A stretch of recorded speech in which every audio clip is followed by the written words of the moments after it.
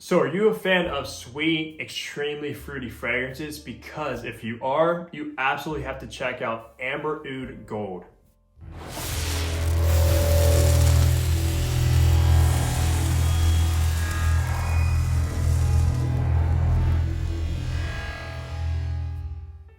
Hey, what's going on guys? Hunter here and welcome back to my channel. And if you are new, what I do is I make fragrance related content. So if you love fragrances, go ahead and smash the subscribe button down below.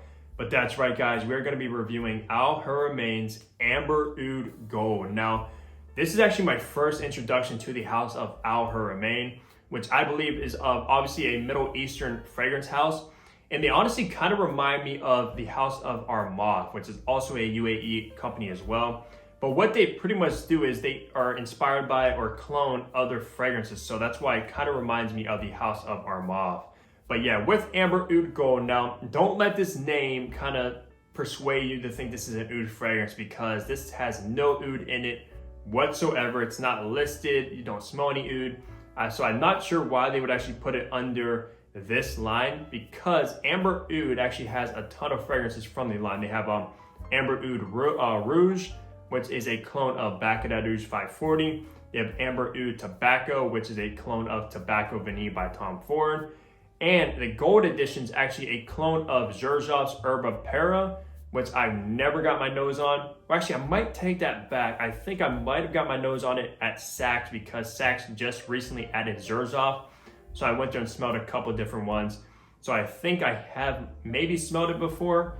But yeah, that's what this is a clone of. And obviously Xerjoff is a very high-end niche company. I think that bottle retails for over like 250 bucks. So you can obviously, if you love that fragrance, you can definitely check out this one, but we'll talk more about it. So let's go over some information about Amber Oud Gold now. So this fragrance was launched in 2018, so it has been around for quite a few years now. And the retail price for this fragrance, at least the 60 ml bottle like I have in hand, retails for $69, or you can get a 120 ml bottle for $90. So it is on the obviously inexpensive side of things when it comes to fragrances.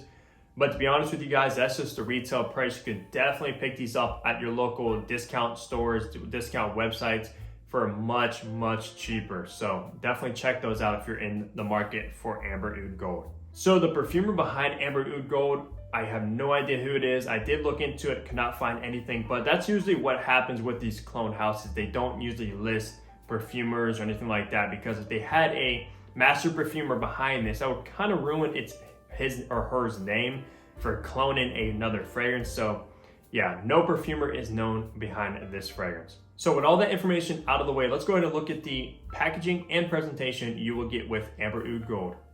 So unfortunately at the moment, I only have the bottle in hand, but the box that these come in are actually very luxurious. It kind of has like an open top box that this fragrance sits in. So hats off to them. They do have pretty good presentation, but let's look at the bottle. So on the top, you do have Haramain since 1970. So they've been around for obviously quite some time now. And on the front, you do have this brushed aluminum plaque, which actually feels very, very high quality. So that is nice. Then with the cap does have a hefty weight. And then the atomizer right there as well. And the cap does click into place so you can't pick it up, which is nice. Of course, gold edition. And this bottle design is very unique. I've never seen anything like it before, just with the stripe and the kind of grooves on each corner. On the back, it is a see-through glass, which is awesome. So it's not all the way around, so you can actually see the juice inside and how much actually remains, which I love when companies do that. On the bottom, no sticker with no information or anything like that. So I'm assuming it's obviously on the box, but pretty good presentation, especially from a kind of UAE company that clones other fragrances. So they did a fantastic job with this. In the opening, you have bergamot and green notes. In the middle, you have melon, sweet notes, pineapple, and amber. And in the base, you have musk, vanilla, and woody notes. So yeah, there's a lot going on there with obviously a lot of fruits. You have pineapple, melon, some kind of sweet notes, and with a little bit of a citrus opening. So let's go ahead and spray this one and test out the atomizer, and let's see what I pick up on from Amber Oud Gold.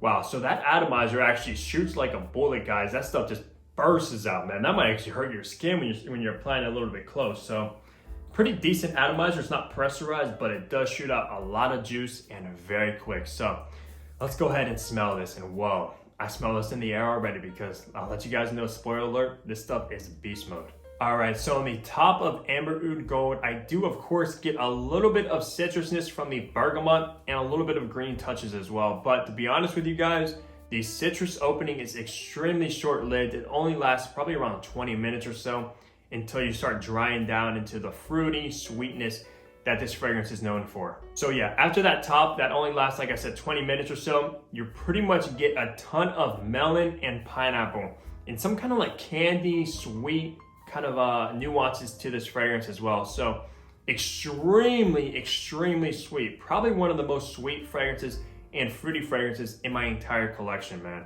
Just a punch of sweetness to the face. Like someone just threw a bag of Starburst at you, or you just kind of fell into a pit of Starburst. That's how this fragrance comes across. So I'm letting you guys know this is just extremely, extremely sweet. So you're gonna have to love sweet fragrances to enjoy this one. But what's actually dominant to my nose is the tropical melon note in this fragrance, which is actually pretty awesome because melon as a note in perfumery isn't that popular in fragrances. So that's pretty cool that they listed melon in this, and it's pretty much the most dominant note that I pick up on. Alongside that, you do have the pineapple, but do not think of aventus when I say pineapple, which is unfortunate. I have to always compare pineapple when it's listed in fragrances to aventus, but this smells nothing like aventus at all. But you do get a juicy pineapple note in here, so this fragrance is pretty tropical, I would say, from the melon and pineapple, because like I said, it's pretty rare and it's not used that often. Now, as this one dries down further, you are left with a nice golden warming amber note alongside a white musk. Now, the white musk is not animalic, so don't think that. It's very, very clean and soapy kind of musk. So that's what is in the base of this fragrance. You do have vanilla, which does pretty much go along with the warming of the amber and creaminess. So yeah, base notes, you get amber, vanilla, and musk to wrap it all off. This one does honestly come across pretty synthetic. It does not smell natural at all, but I wouldn't say it's like a synthetic mess. So it's not like just a bunch of synthetic, harsh chemicals in this fragrance. No, it's not that. It is blended very, very good being synthetic. So I wouldn't say it's harsh to the nose, sharp, or anything like that. It is pretty smooth, but not natural by any means. So for seasons that I think would work best with this fragrance is pretty much all seasons. So you can rock this one in the spring, you rock this one in the fall, the winter, and the summer pretty much perfectly, because you do have a citruses, you do have the fruitiness to this fragrance, which is good for like the spring and summer, but you also have the ambery, the musk, the vanilla, kind of a woody base, and the fruits as well that make it sweet, that work best in the fall and winter. And it's also a beast mode fragrance. So yeah, you can rock this one all season long. It's very versatile. Now, for occasions, guys, this one is very specific when it comes to occasions, because this is very playful and kind of youthful. So I would say only rock this one on a casual occasions. You don't want to wear this one to a wedding. Don't want to really wear this one on a date, even though it might work. But yeah, definitely more of a casual kind of situation if you're just going out hanging out with friends, if you're just going running errands, something like that, like in a hoodie.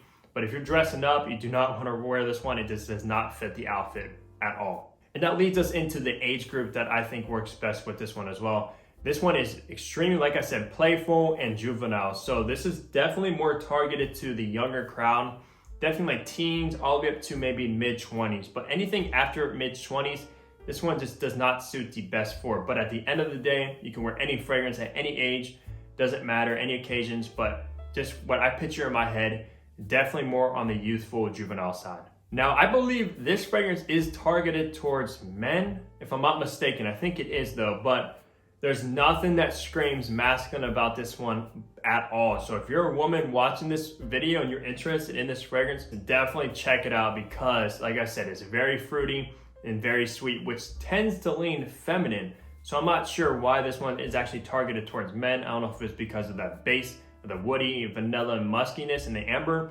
But yeah, by no means leans masculine. It is extremely unisex. So don't be swayed away from the marketing of this fragrance. So let's touch on the performance behind this one. Like I said earlier in the video, this stuff is beast mode, because it is, man. This stuff just projects off the skin loud. It just screams off the skin. I don't know if it's because of all the synthetic notes and just very, very fruity and very sweet. But yeah, this stuff is strong. So with performance from my testing, on my skin at least, this stuff definitely projects over probably over 6 feet away from me for a good 4 hours. Then after that, it does start to settle down a little bit more and last around, I would say 10 hours or so. So no complaints at all when it comes to this fragrance. It's absolutely above average. Don't have to worry about this one being a skin scent or nobody smelling or anything like that. So yeah, hats off to Haramain for making this one a beast mode, because that's what it is, man. This stuff is strong. I wouldn't really say it's like an offensive or anything like that. It is pretty crowd pleasing. I don't see a lot of people not really liking this one, because who doesn't like sweet fragrances? Who doesn't like fruits or anything like that? So don't be kind of scared to rock this one with a lot of sprays, even though it does project heavily, because it is pretty much crowd pleasing, I would say. But that's pretty much gonna wrap it up for my review of Haramain's Amber Oud Gold. Let me know down below if you've actually tried this specific one from the line and what your thoughts are. And if you tried anything else from the house that I should be checking out, leave that down in the comments as well. But per usual, leave a like on the video if you did enjoy it. Subscribe if you haven't already. And I'm gonna catch all you guys in the next upload. Take care, everybody.